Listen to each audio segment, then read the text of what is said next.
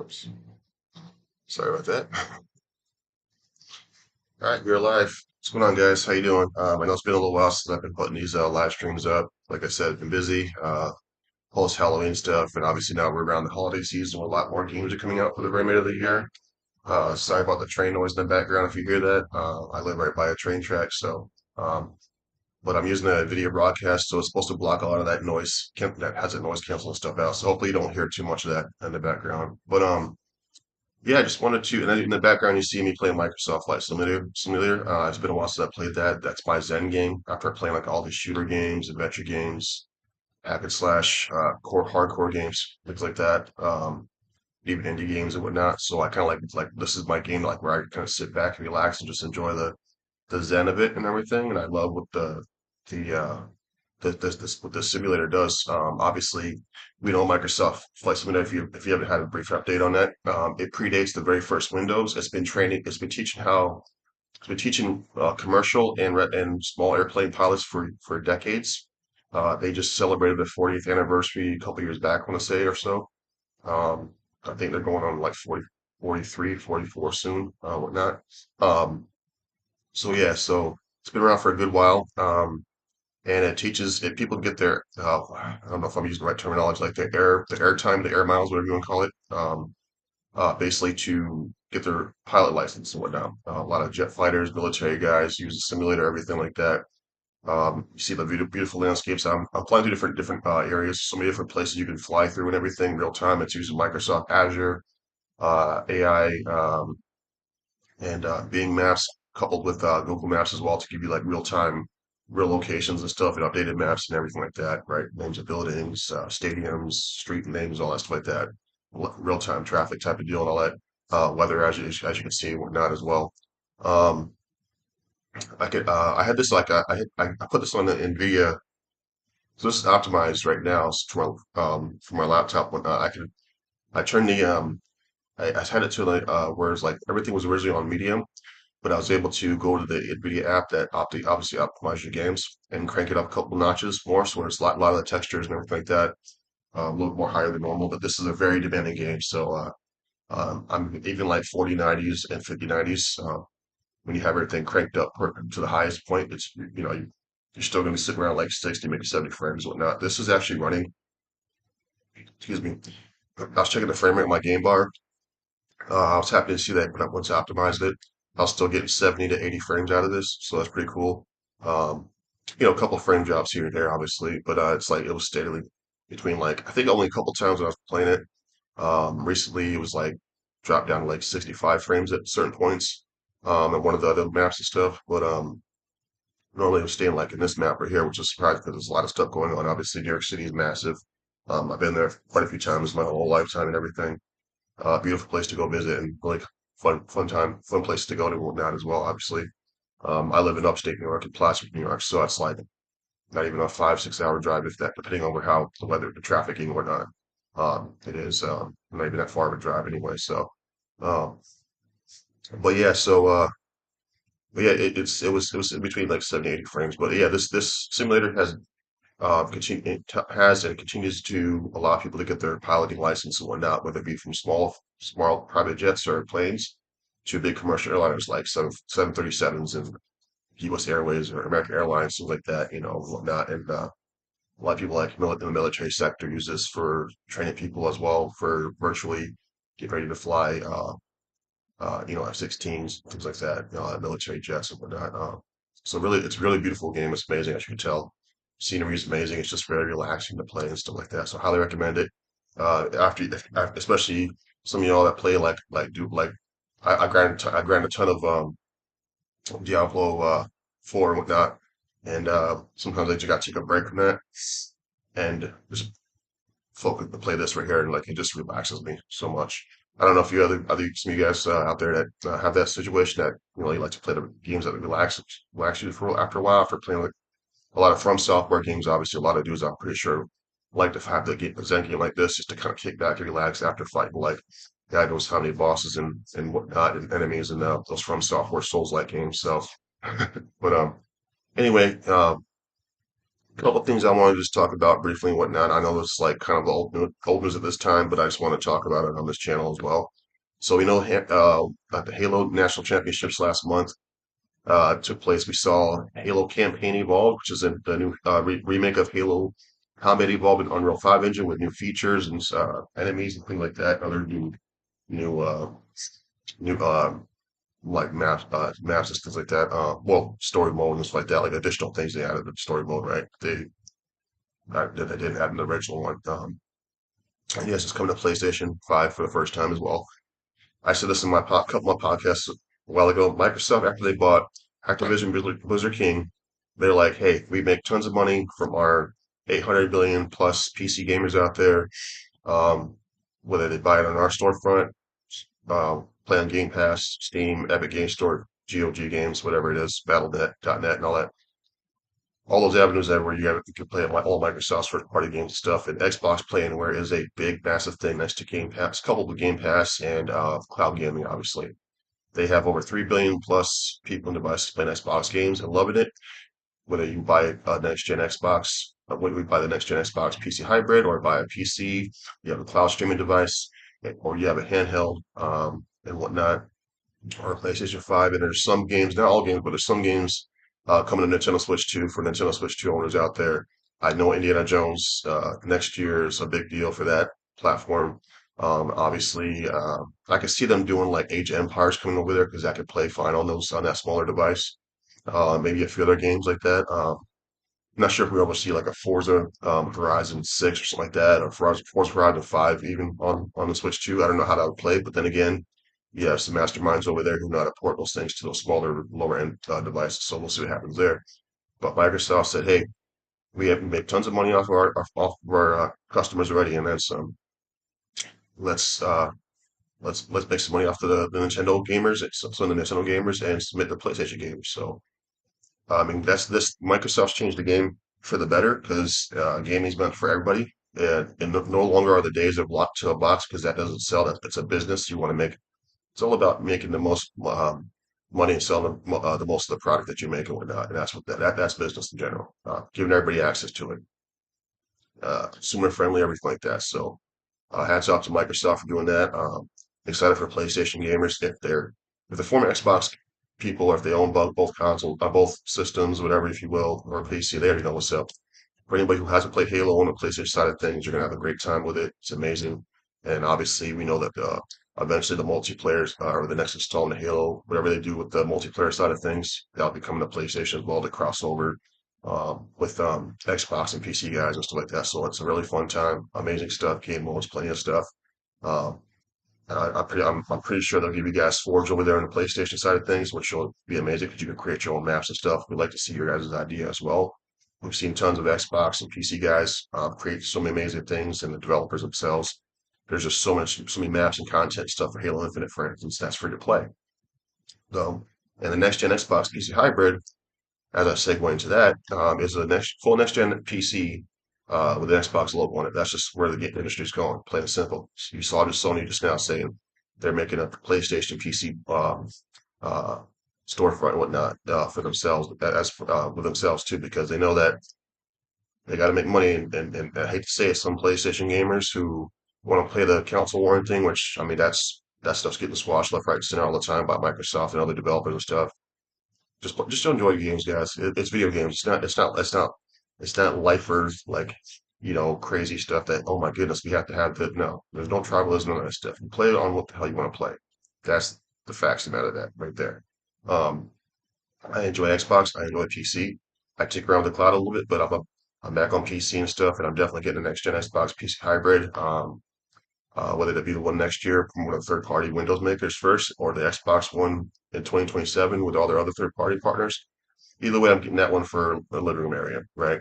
And I'm gonna eventually upgrade this laptop to a newer laptop, the potentially 5090 whatnot, and at some point in the future, um, just so I have my gaming on the go and stuff, and I can use it. I can have this for my own private time, like to do my streams, do my gameplay, do my game recording, stuff like that, and upload it and whatnot as well.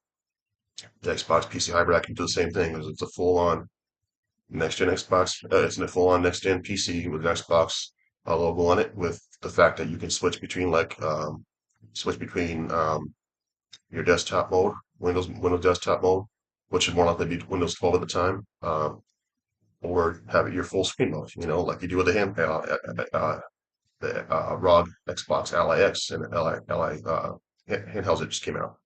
And even Lenovo Legion Go 2 just came out with the big screen Xbox full screen mode, and so did MSI. So a lot of handhelds partner with Microsoft to put those things out there, and technology wise, to give you choice where you want to play, how you want to play it, the way you want to play it.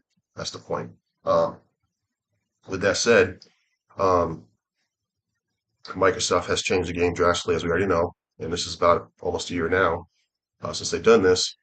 But well, we have it in an insider program now. It's to everybody on PC with the Xbox app. I don't have to go close my Xbox app to get to my Steam games or Epic Games Store games that are installed on my PC. As a lot of you guys seen and witnessed, if you take it around it, the Xbox app, click on my library, and literally all your games from Xbox, Game Pass, Windows, Steam, GOG, and Epic and Battle.net are all right there at your fingertips. So it bypasses the fact of you having to close that app and go into a different app. You don't have to go to Steam app, or you don't have to go to Epic Game Store app anymore at all. Unless you're going to find the game, unless you're going to buy a game from those storefronts. But and then when you do that, you just launch it through your Xbox app, and I love that. So Microsoft has this massive, amazing unified storefront because everybody knows that Microsoft has the world's largest operating system. I cannot stress that enough. That's over 2 billion install base. You compare that to, now I'm not talking about mobile phones. I'm talking about standard laptops, Mac computers, Chromebooks. Microsoft dwarfs those two devices. Apple only has 300 million iOS devices out there when it comes to home computers, right? Same thing with Google Chromebook. They only have 500 million out there.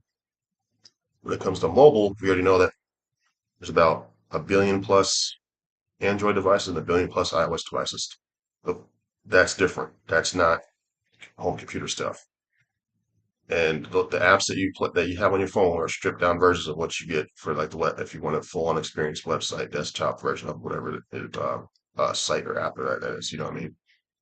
So, but yeah. So that aside, because the fact of the matter is the coding for apps are a lot less than what desktops are for the most part. Granted, yes, you're right. Like for instance, Microsoft's tool set allows you to write one code across all devices. So whether that be things like JavaScript, C++, Objective C, things like that, over an Apple and Android, uh, you write one code. Excuse me, write one code. It works fine on Windows, Apple devices, and Google devices. That's stuff that I covered like a while back ago and stuff like that.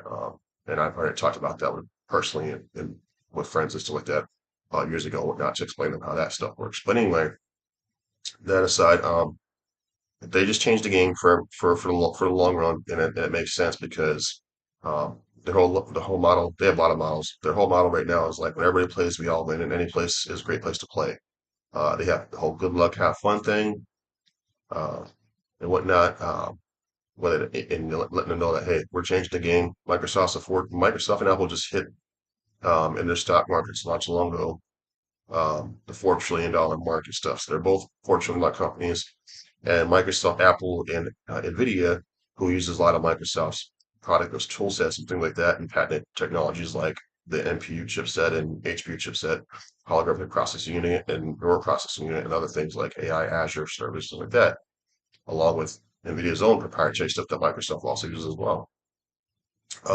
Those three companies are set by the end of the year, if not before, to be the next $5 trillion plus companies in search. These companies are making the technology amazing and massive and all in all the fronts, you know what I mean, that they specialize in.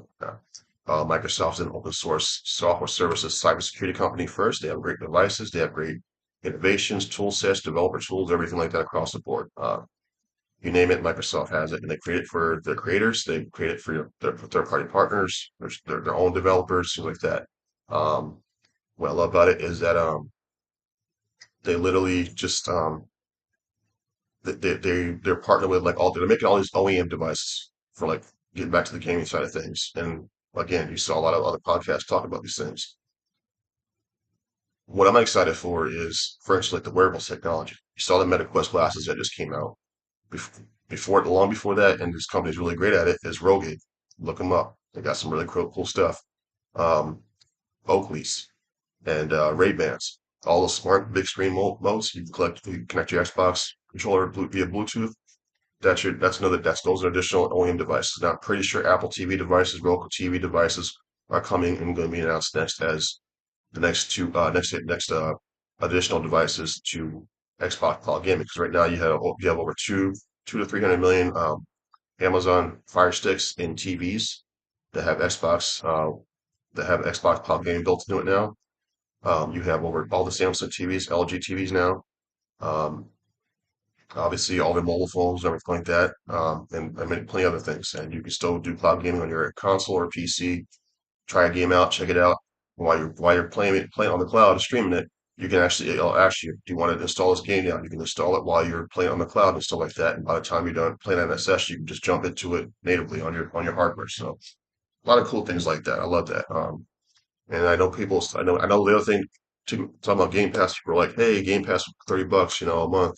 I personally don't care for it because I personally don't care that it went up to $30 because look what they're giving you. They're giving you over 500 plus games in Xbox Game Pass Ultimate. Still saving you hundreds of thousands of dollars. No, still saving you thousands of dollars a year. You know what I'm saying? So you get the option to play these games. Yes, I know it's $30 a month, but there's people out there who've been stacking their stuff for like years, so they're good through 2030. I'm pretty sure they don't mind the price going up. It's a business. It's just what it is. Companies like Microsoft and Sony are not subsidizing things anymore. You've been paying 12 to $1,500 a month. At a time, buying a new computer, a PC, laptop, whatever it is, device. These next gen consoles are just pretty much these current generation consoles are pretty much, especially the Xbox side of things, pretty much entry level, low end PCs or laptops, if you will. You know what I'm saying? Um, It's just what it is, People are still buying it. People are still subscribing to Game Pass and then some. And Game Pass is constantly giving you the best value in gaming. The largest games in every generation, and every year, every generation comes out. Call of Duty. Everybody's playing Warzone. Everybody's playing Overwatch. Everybody's playing Minecraft. Minecraft's still the top highest selling game ever. 330 million copies sold and 180 million concurrent players. Microsoft owns that. Call of Duty, 50 to 80 million concurrent players and more and 50 million units sold and whatnot. Uh, and Call of Duty every year is always going to eat all the other first-person shooter games launch. I mean, I know Battlefield 6 came out. Cool. I love Battlefield. I hope this one does well. It seems like it's doing well since the fourth one because everything after the fourth one up until this one were kind of like, corporate EA obviously got involved and they just wanted to throw something out there and see if it stuck to the wall. No, I mean, like, and again, I said I don't let politics get in the gaming. Gaming is fun for everybody. Some people enjoy those Battlefield games, some people didn't. I really don't, I don't care about that. I just say enjoy gaming. Let's stop this whole, scoring games, something like that. Play what you want to play, enjoy what you want to enjoy. There's a game for everybody out there. Not everybody's gonna like all the same stuff. That's cool. That's the way it should be. There's so many different genres of games out there that we can all enjoy and talk about and have that cooler moment about like, hey, what are you playing over there on PlayStation? Hey, what are you playing on the Xbox? What are you playing on PC? Have that fun conversation and like get everybody involved because everybody's either most people probably more likely own multiple devices they play on. Primarily, everybody's going to play on PC because you get the best, you get to play everything on PC, plain and simple. If you're on Xbox, you got Game Pass. You got tons of games to play. If you're on PlayStation, you got a lot of first party Xbox games coming over because Sony studios cannot afford to make a lot of games like they used to back in the day. And that's cool. Microsoft's like, hey, we got you. We're putting our first party stuff over there for your customers to play. Uh, and these guys and let's not get twisted. Like Microsoft and Sony and Apple and these companies, they get along very well with each other. They know the competition of what it is. The difference is everybody knows that Microsoft is the big dog in the yard, and then some. They are fortunately like company, but you know what they do? They sit there and say, "Hey, we're not doing this stupid fanboy stuff. You want to play our games? You can buy our device, you can buy a PC, or you can play it on your own device here over here on PlayStation. We don't care as long as you're buying our games. And that's what's up. Software sells devices. That's just how it works. But So yeah, so that right there said, it's just, and I know we like jumping all over the place here. Just a lot of stuff I wanted to cover and whatnot. Quite a few things I want to cover anything in general, but I'm just excited for this future of gaming because everybody gets to enjoy all the games and stuff like that. Like, I'm excited for Call of Duty, and I'm just going. I played the beta. It's so much fun. I like it. Um, Halo Infinite's got another season coming out starting on the 18th of this month. We got, and then next year's 25th anniversary of Xbox and Halo. So we already know the Halo campaign Evolve is coming with a built-in Unreal 5 engine, and they're working on two other major Halo projects over at Halo Studios at Microsoft. We got Gears of War E-Day coming next year. We got Fable coming next year.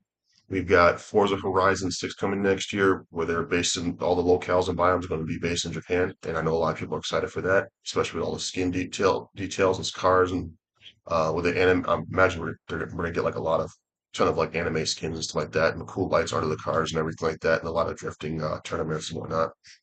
So that's really exciting. Clockwork Revolution next year, I'm pretty sure.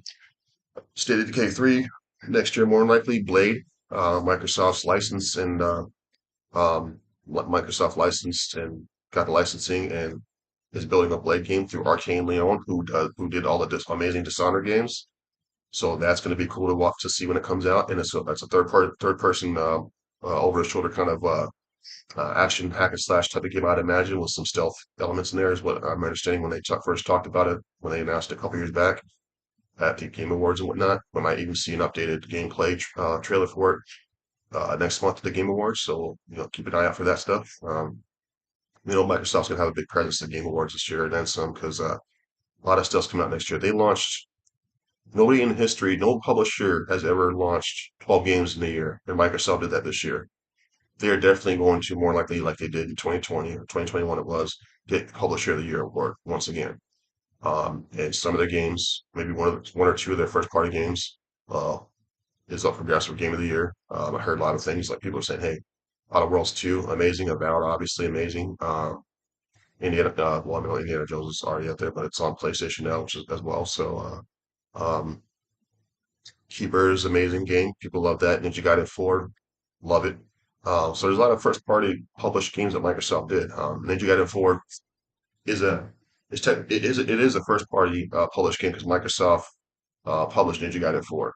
And if you listen to the interviews of Team Ninja, Koei Tecmo, and Platinum Games, they said Ninja Gaiden 4 isn't happening without Microsoft. Ninja Gaiden Black 2 wasn't happening without Microsoft. You know what I mean, in general. But this one particularly was not happening without Microsoft. And Phil Spencer said we're bringing Ninja Gaiden back in a big way, and they did that. And I know I believe there's DLC coming out for it at some point next year, something like that, early next year. We'll see what that is. Um, no spoilers unless y'all, 'cause I know some of y'all haven't played the whole game just yet. Just because a lot of games play out there, but there's a certain character that returns in this game that could be a playable character when they announce that DLC. We'll see. But the game's fun. I'm playing through the different chapters right now. Is Hayabusa. When you go to like the challenges and stuff, you go through the chapters. Just keep playing through with Ryu Hayabusa. So kind of like going through all the whole game with him, obviously, because he's a legend. Obviously, I did play the game twice. I played through the first time, and I played through the second time, maxed out all my weapons and stuff like that as well, and had fun with that. So I haven't done it. I haven't done any of the trials yet or Purgatory. I'm gonna probably tinker around with those later and stuff as well. Uh, but yeah, it's overall a fun game. I'm glad hack slash games are back because now you have Ninja Gaiden 4, then you have also next what was it? Yeah, next Saturday actually. No, no, next Friday I should say. Um, Somebody said I think came out. I think I heard somebody said it was free to play. It's from NetEase Studio, but it's called Where Winds Meet. I believe that's like it's not a hack and slash game, but and then you have Tides of Annihilation that's coming out. So hack and slash is back because I want those two things I want those to coexist with a From Software game because not like, as I always said, not every game has to be a From Software game or a Souls-like game. But the two like I love having now the fast action pace, um, over the top action games like Ninja Gaiden 4 coming out and Tides of Annihilation and whatnot, coupled with now you have like the Souls-like games as well. So it's like those choices there are really nice. Um, Sometimes I've got a feeling that we're gonna hear some. Hopefully, Capcom shock and awes us and says, "Hey, we got the next installment for Devil May Cry coming out, so and they show something off of that, so that'd be cool to see because I love Devil May Cry as well. Those games are always so fun, so much fun as well. Um, I'm a hack and slash guy. I love those games and stuff like that. I played some Souls like games, beat some Souls like games. I've beaten where it was like played a lot of Liza P. Played um Mortal Shell. You know, Mortal Shell 2 is coming out here next year. Um, I started playing. I played a little bit of Elden Ring, but it wasn't my thing. So I left that for the hardcore guys. So I was like, no, I'm good with that. Because I was that goofball that when I first played Elden Ring and I saw that guy on the horse, I'm like, I could take him. Yeah, find out what that was all about. But yeah. I I kind of I took I bought that one and I got the refund for that and I went and ended up buying this was on the Series X obviously during the first couple of years it came out. Um, I ended up just getting Dying Light 2 and I enjoyed the hell out of the game. I beat it a couple times and whatnot and just some of the DLC stuff and all that. I haven't played Dying Light the Beast yet, but I heard it was I watched people play it and it looks really cool. Um, sorry, my allergies are messing with me again. But so what's the other one? Oh yeah, I did love Wulong Fallen Dynasty. I beat that, and I beat all the DLC. Love the hell out of that game. Same makers who made Ninja Gaiden. I think that's why I love that, because I recognize the formula and whatnot in many ways. So, and Ninja Gaiden was the original Souls game. Let's be real. Go back on SNES and try to beat the Ninja Gaiden games, and go to if you're on Sega Genesis, try to beat Shinobi. Those things are what started that all. Not Souls like, not from software. These Ninja Gaiden and Shinobi games back in the day were our Souls like games, and even the Ninja Gaiden games that came around in the later days of the original Xbox and early days of 360. Yeah, so that aside, but yeah, and then what was the other one? Oh yeah, Wu Chang. Played the heck out of that. Didn't get to finish it because I know there's so many games that came out, but I definitely go back to that and continue to play that at some point. But like I said, next Friday I'm playing a ton. Moving forward, I'm playing a ton of Call of Duty multiplayer campaign. Obviously, they have a first ever end game campaign. After you beat the game, you can just continue to keep going, and you're single a solo player or co-op. You're just kind of like just going around, just tearing up enemies left, right, and center. So that's pretty cool that they added that. They're bringing back arcade zombies as well from the top down thing, which was pretty fun to play. And it was Black Ops Cold War where they had that one. So, but yeah, really excited for Call of Duty. Um, and we might have some surprises, some shadow drops from Microsoft this year. Who knows? We'll see. But next year's gonna be crazy because all the games I named already. Like I said, you got Halo coming out. You got a new Halo coming out in Unreal 5. You got Gears of War E-Day, another Unreal 5 game. You got Fable coming out using the next gen 4 as a tech engine. You got State of Decay 3, which is Unreal 5 as well. You've got Blade coming out. You've got Clockwork Revolution coming out, which I believe Clockwork Revolution is also another Unreal 5 engine game. I think it is, and that's a game from I believe it's InXile. Yes, I believe that's InXile's new game. If I'm not mistaken. Correct me if I'm wrong about that one, but I believe it's InXile's new game. Um, yeah, that is InXile's because Compulsion did South of Midnight. Gotcha. Yeah, so it's that InXile, Clockwork Revolution is InXile's new IP. And we have obviously there'll be another Call of Duty coming out next year, as it is. We got new campaign expansion coming up for Diablo 4. They did tease 2026 will be the next expansion since Vengeful Hatred and tons of other new uh, in-game content, whatnot. Love what they're doing with the Chaos Armor things now, and now you got Mythic Uniques and Chaos Armor that'll continue to carry over every season moving forward with new dungeons, new features of the dungeons, Chaos Rifts, things like that. New Hellborn, Helltide immune stuff, events, all that. So really cool stuff. Um, and then let's see, they got so many, like I said, for the Horizon 6 coming out next year, based in Japan. Uh, there's just so much, and then obviously we might see something for the first time about Elder Scrolls 6 when that's coming, and we might even see an engine or gameplay trailer briefly, whatnot. We'll see what's up. There's so much that might come out of Microsoft Studios left, right, center. They got stuff coming in. The next year's already stacked, and then they already teasing stuff for 2027 as well. We got new hardware that spoke of and stuff like that, so it's exciting. Start coming out next year, and then 2027, and everybody else has come out with their versions of it and whatnot. And yeah, they got projects through 2030 and then some. I love it.